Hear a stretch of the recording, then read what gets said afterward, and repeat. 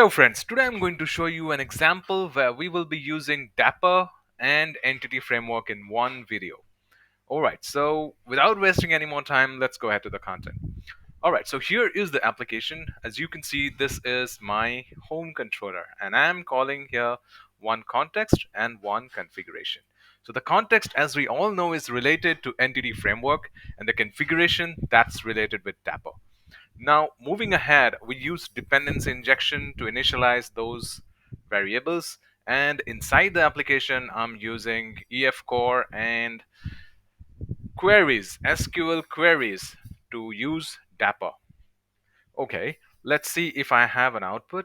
No, I do not. Okay, so if you are new to this video, well, I would show you how we are going to install that and use this. So first of all, we create a new project, and there we selected .NET Core MVC or Model View Controller.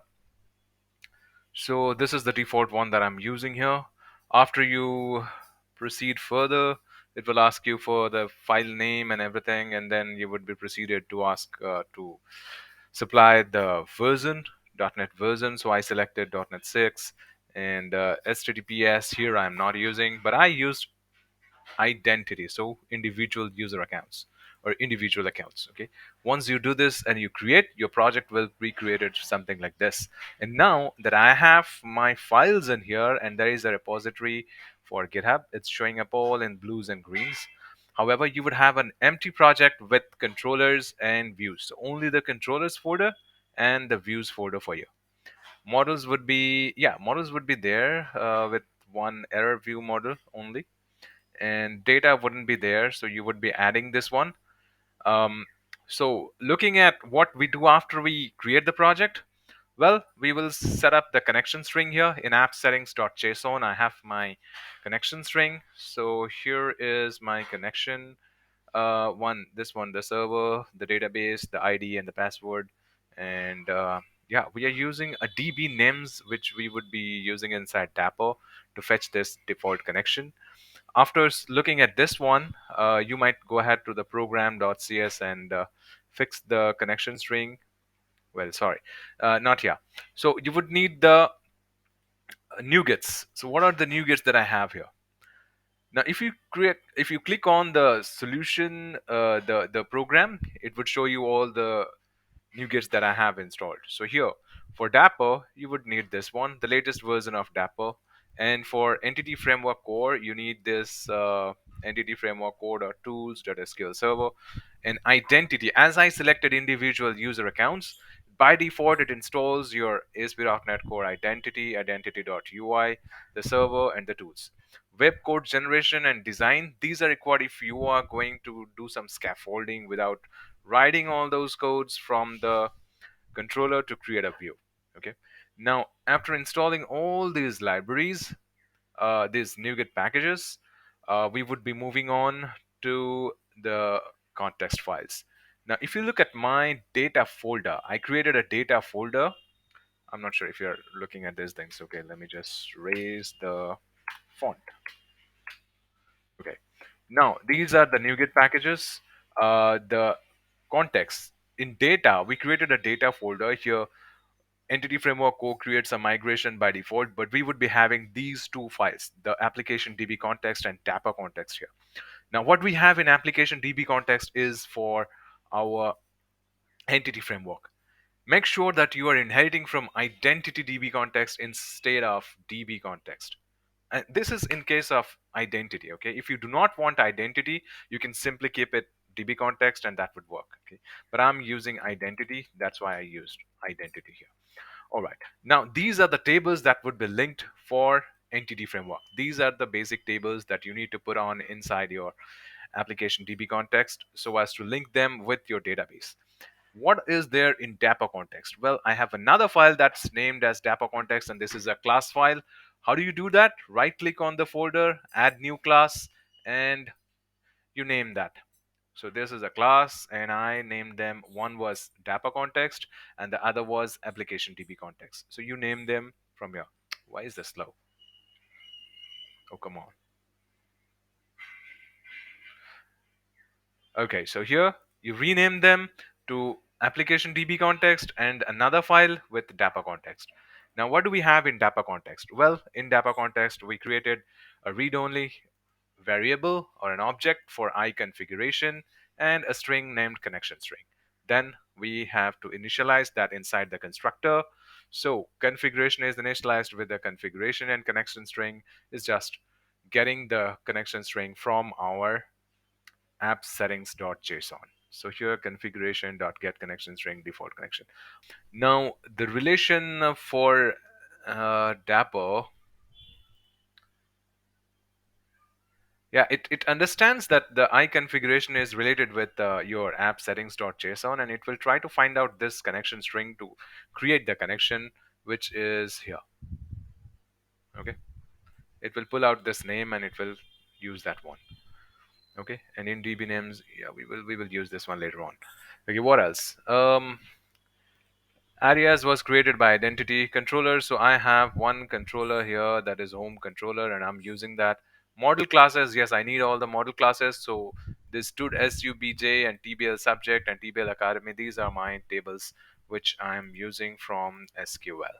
Okay, so these were created manually. So I have other tables as well, but the table structure is pretty much here.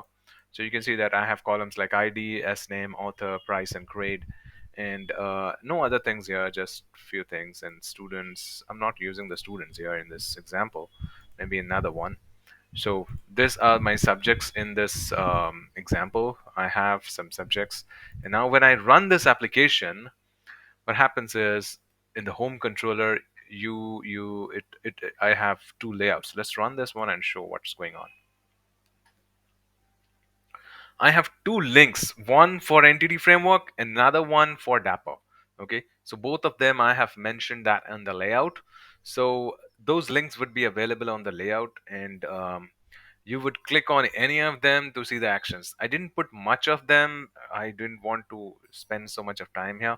So you see, these are the two things that I have mentioned on my layout, and Dapper subject is linking to the list all for Dapper. These are the things that I'm fetching using Dapper. Okay, so this one is get all two. And if I try to edit something, so let's say maths is for grade 5, let's make this as maths 5. I would rename it to maths 5 and I save this. Okay, that hits my controller and it will follow all the set of actions. I would just run a continue, save some of your time, and that's changed to maths 5. Let's see that in the database.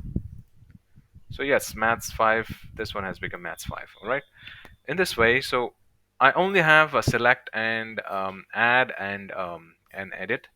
So you can create another one with add subject. Add subject for this one. Let's say for EF core, what do I have? EF core, if I create a new one, add EF core. Yeah, perfect. Okay, so edit. Let's see if I'm doing an edit for EF core. Maths 5. Let's make it science 2 is to history. Let's make it history 5. And we are using, this is probably EF core. What is it? Let's see. Edit subject for what? No, that's Dapper. Okay, I don't have the edit for EF core, but you can pretty much find an example for that one. It isn't a hard one, so I'm using Dapper for the updates. Okay, just one edit command or one edit subject, and now history has changed to history 5. If you want to look at that in the database, history has changed to history 5. Okay, so pretty much the example is working. Let's go through all these things once again. Okay, so initialization is done in the constructor. Logger I'm not using right now. Index and privacy are the default ones for .NET Core. Get all is getting us all the data for entity framework in toList, and this is going to the view that I generated using scaffolding.